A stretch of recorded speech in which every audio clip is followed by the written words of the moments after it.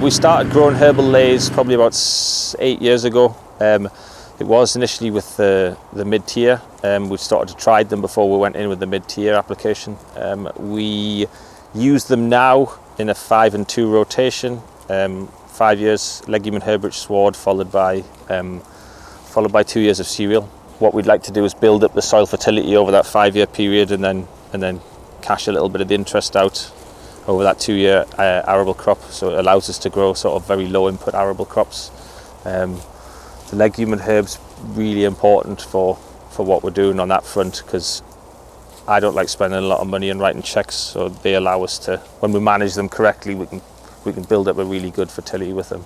A lot of the time people keep telling us that you can only sort of get 3 to 5 years out of a legume and herbage sward, which I agree with if it's managed in a certain way, but we're finding when we rotationally grabe or mob graze at high densities like we are at the minute, we can just keep that legume and herbage going indefinitely, sort of thing. I think we've got one now that's 7 years and still sort of looks quite impressive compared to the pastures. So I'm a big advocate of it's how you manage it, not that it's set in stone for how long it'll last. What I'll try and do in the first 18 months or so after establishment is to ensure that the crop goes to seed.